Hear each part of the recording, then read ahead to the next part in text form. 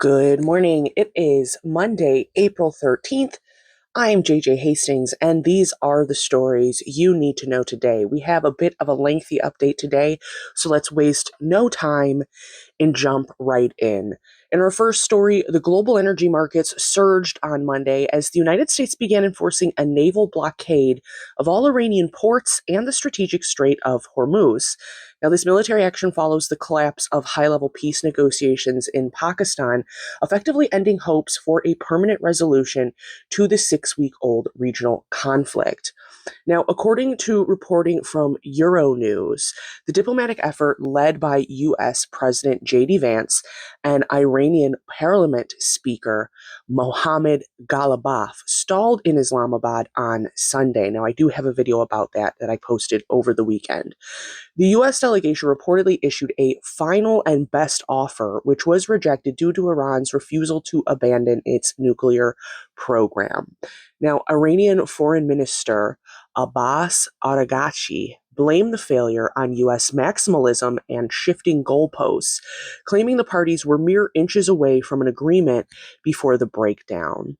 Now, the U.S. Central Command, or CENTCOM, confirmed that the blockade commenced at 2 p.m. GMT. The operation is described as an impartial enforcement against all vessels entering or departing Iranian coastal areas in both the Arabian Gulf and the Gulf of Oman.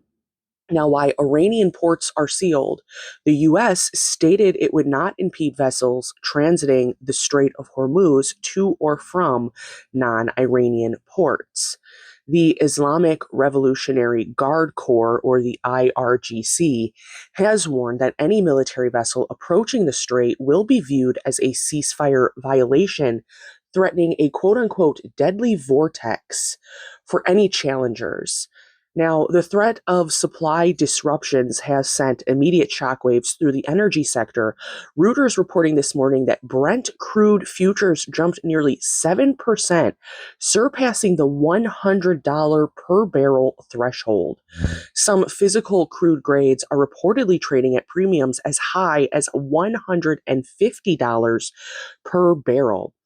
OPEC has already slashed its world oil demand forecast for the second quarter by 500,000 barrels per day, citing specifically the volatility of the war.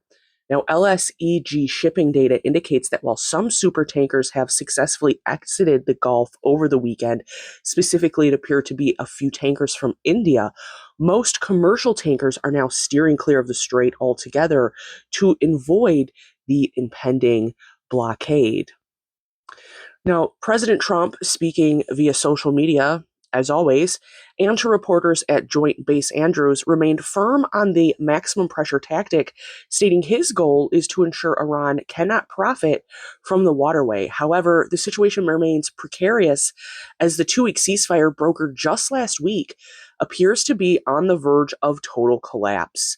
While Pakistan, who hosted and facilitated those peace talks, have pledged to continue facilitating dialogue between the nations, the focus now shifts to Washington, where Lebanese and Israeli officials are scheduled to meet on Tuesday to discuss the separate but linked conflict involving Hezbollah. So we'll keep you updated on what happens there. Additionally, some reporting this weekend that the U.S. making claims that Iran released sea mines into the Strait of Hormuz, and now naval officials are having difficulty being able to actually physically locate where those sea mines have settled. Now, this story is a conflicting story. Global and domestic reports conflict highly on this. Some sources saying there are no sea mines, other sources saying they are, but they are mapped, and then further sources still claiming that the sea mines are lost. So if I find any more additional information about that piece of the Hormuz story, I will let you know. Now, moving over to Budapest, in a major shift for European and global politics, Hungarian Prime Minister Viktor Orban conceded defeat on Sunday, ending 16 years of rule. According to the New York Times this morning, the loss marks a significant setback for the global nationalist movement that has long viewed Orban as a primary ideological model or someone whose leadership they should replicate in order to move those nationalist movements in their own countries. The election saw the highest voter engagement in Hungary's democratic history, with the Electoral Commission reporting a turnout of 77%. Now, Peter Magyar, a 45-year-old former Orban loyalist turned opposition leader, led his TISA party to victory. Orban offered a surprisingly gracious but defiant speech in the concession, stating, "We are not giving up. Never, never, never." Now, Magyar addressed jubilant crowds in Budapest, declaring that the country had been liberated and promised to return to transparency and European cooperation, specifically and explicitly calling out that Hungary would return to being a good partner to NATO. Now, despite Orban's party's control over the majority of Hungarian media, several factors contributed to this opposition victory. The first is running on an anti corruption platform. Magyar's campaign heavily relied on ending the endemic corruption that has placed Hungary at the bottom of the Transparency International rankings for the European Union. Additionally, leaned into that economic stagnation. Hungary is currently facing the slowest growing economy in the region, a point that resonated with voters despite Orban's insistence on focusing his campaign on things like quote unquote family values, culture war issues, and right wing ideologies. This opposition signaled a move toward mending ties also with the European Union, contrasting with Orban's history of both blocking aid to Ukraine and watering down Russian sanctions. This election showing a growing global shift in people's unwillingness to continue kind of pandering to a family values line at the risk of forsaking all legitimate political influence and leadership in the country. Now, this outcome obviously will have an immediate effect on those living in Hungary, but also a long reaching effect on international relations and regional security.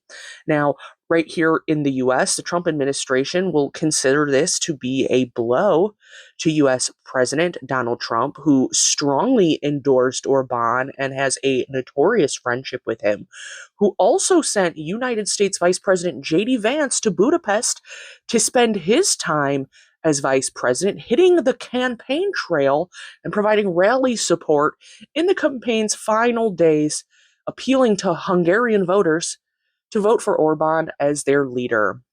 Now, over on the Kremlin, Russian President Vladimir Putin loses his most valuable ally within both UE and NATO.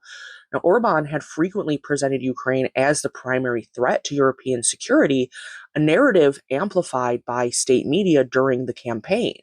And then in Ukraine, under Magyar's leadership, Hungary is expected to shift away from the enemy status Orban had assigned to Kiev, potentially streamlining future EU and NATO support for the country.